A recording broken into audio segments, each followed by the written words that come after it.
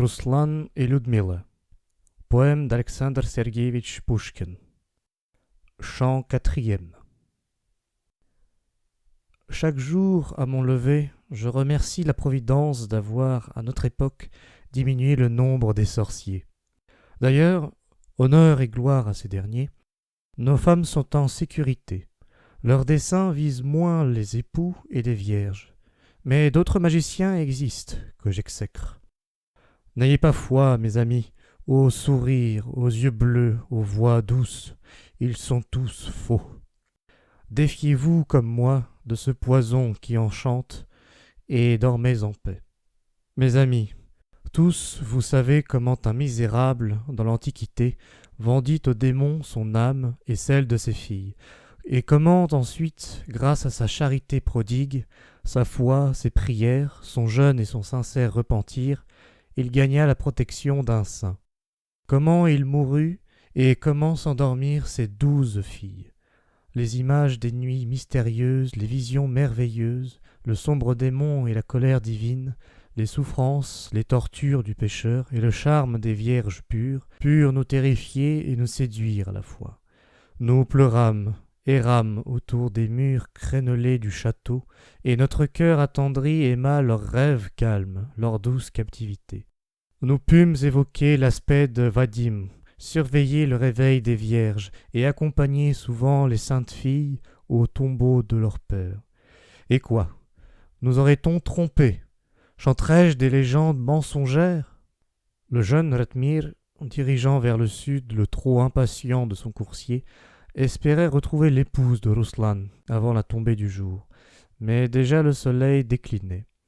En vain, le chevalier s'efforçait de percer la brume lointaine. Rien ne s'apercevait près des rives du fleuve. Les dernières lueurs du couchant s'éteignaient sur les bois de pins empourprés. Notre prince longeait au pas les roches noires et cherchait parmi les arbres un gîte nocturne. Il entre dans la vallée et voit. Sur un roc, un château crénelé s'élève. Les tours se dressent, sombres, dans le crépuscule. Sur le grand mur, une vierge, comme un cygne solitaire sur l'océan, marche, éclairée par les rayons du couchant, et chante, sa voix s'entend à peine dans le grand silence du Val. Les ténèbres descendent sur les champs, un vent froid souffle des flots. Il est tard, jeune voyageur, reçois, accueille dans notre palais de joie. La volupté et le repos règnent ici la nuit, les festins et le rire le jour. Accepte notre tendre invitation. Viens, ô jeune voyageur. Tu trouveras chez nous de belles jeunes filles. Leurs discours et leurs baisers sont tendres. Accepte l'invitation secrète. Viens, ô jeune voyageur.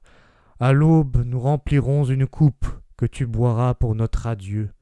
Accepte l'invitation d'amour. Viens, ô jeune voyageur. Les ténèbres descendent sur les champs. Un vent froid souffle des flots.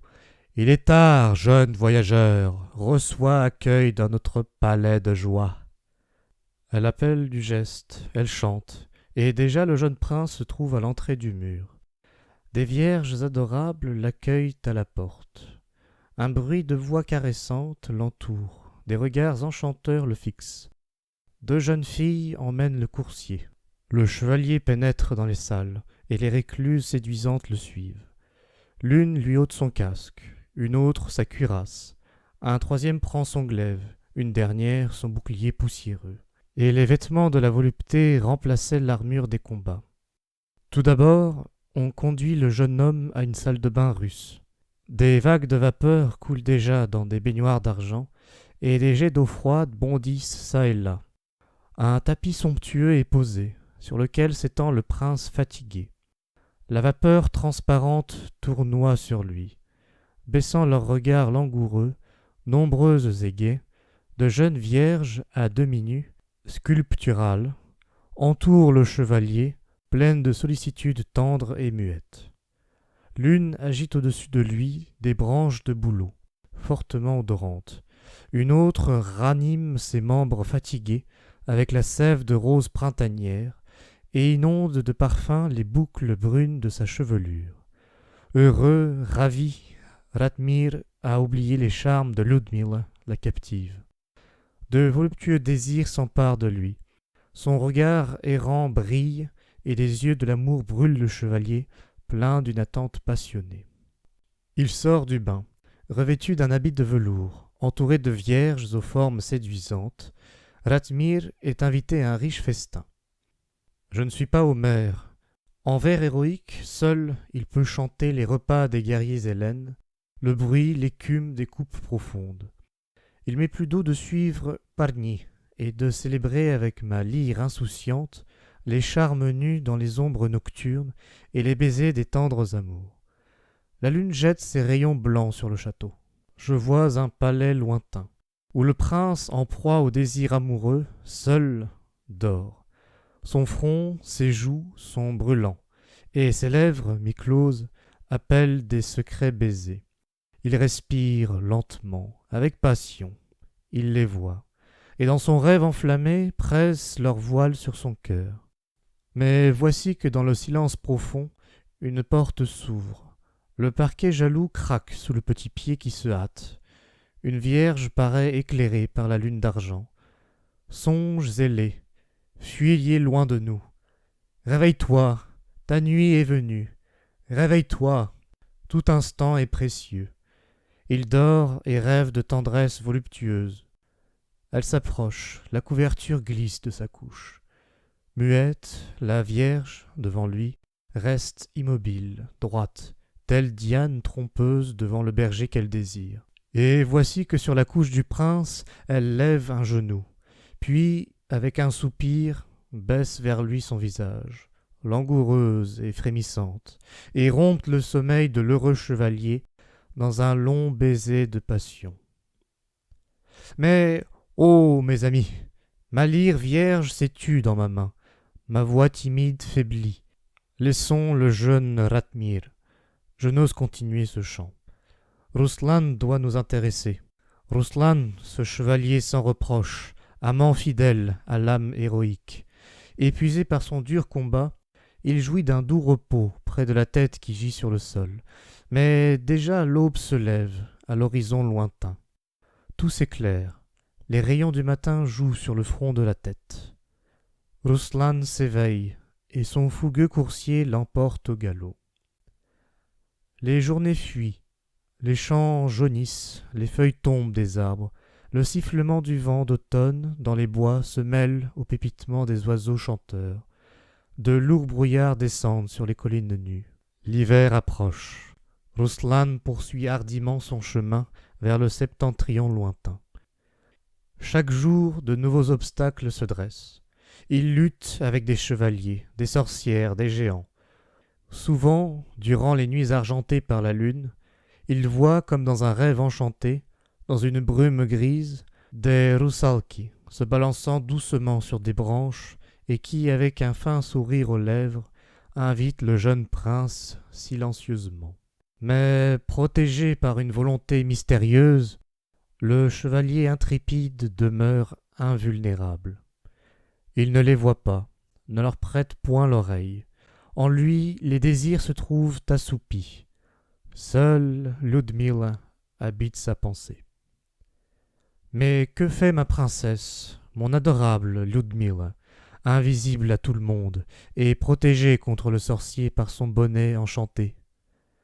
Dans le silence et la tristesse, elle vague seule dans les jardins, pense à l'ami et soupire après lui, ou, donnant libre essor aux songes, dans l'oubli de son cœur, elle fuit vers les terres natales de Kiev, embrasse son père, ses frères, voit ses jeunes amis et ses vieilles parentes. Plus de captivité ni de séparation. Mais la malheureuse princesse perd bientôt ses illusions. La solitude et la douleur l'écrasent à nouveau. Cependant, les esclaves du sorcier amoureux, jour et nuit, n'osant prendre du repos, dans les jardins, dans le château, cherchent la belle captive. Ils s'agitent, l'appellent à grands cris, toujours en vain. Ludmilla s'amuse à leurs dépens.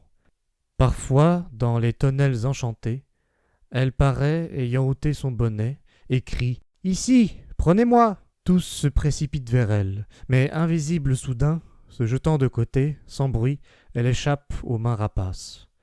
On remarque partout, à tout instant, ces traces récentes.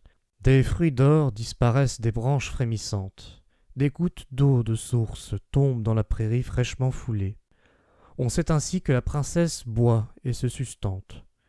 Se cachant dans les cèdres et les bouleaux, la nuit elle cherche un court repos, mais ne fait que verser des larmes, appeler son mari, aspirer au calme, tomber d'angoisse et de fatigue. Un peu avant l'aurore, elle incline la tête contre l'arbre et parvient, bien rarement, à s'endormir d'un sommeil très léger. Avec les premiers rayons du soleil, Ludmilla va aux cascades et se lave dans la source froide. Le nain lui-même vit un certain matin, de sa fenêtre, comment, dans une main invisible, l'eau tombait et rejaillissait. La Vierge, jusqu'au crépuscule, toujours douloureuse, errait dans les parcs. Souvent, à la tombée du jour, on entendait son chant agréable, et, parfois, dans les buissons on trouvait une couronne jetée par elle, un châle persan déchiré, ou un mouchoir mouillé de larmes. Torturé par sa passion cruelle, assombri par la colère et le dépit, le sorcier résolut d'employer les moyens extrêmes pour retrouver Ludmilla. Triste et solitaire, la princesse, jouissant de la fraîcheur d'un bassin de marbre, était assise près de sa fenêtre et regardait, à travers les feuilles tremblantes, la prairie tout en fleurs. Soudain, elle entendit quelqu'un crier « Cher aimé !» et vit son Ruslan fidèle, ses traits, sa démarche, sa taille, mais pâle, les yeux ternes, avec une plaie ouverte à la cuisse. Le cœur de la Vierge se serra. « Ruslan, Ruslan, c'est lui !» Et rapide comme une flèche, en larmes, frémissante, elle vola vers lui et s'écria « Tu es là, blessé, qu'as-tu » La princesse accourut, étreignit son époux. Oh, épouvante! Le fantôme s'évanouit. La princesse est prise dans les mailles d'un fin tissu. Son bonnet roule par terre. Défaillante, elle entend un cri menaçant. Elle est mienne, et voit aussitôt le sorcier devant elle. On entend la plainte pitoyable de la Vierge qui tombe sans connaissance. Que va devenir la malheureuse princesse? Oh, vision terrible! Le sorcier affaibli caresse d'une main insolente les jeunes charmes de Ludmilla. Connaîtra-t-il donc le bonheur? Non. Soudain, le son d'un corps retentit, et une voix appelle le nain. Éperdu, le sorcier blêmit, met le bonnet sur la tête de la Vierge. Le corps se fait entendre de nouveau. Plus fort, plus fort. Le nain court à cet appel de l'inconnu, rejetant sa barbe sur ses épaules.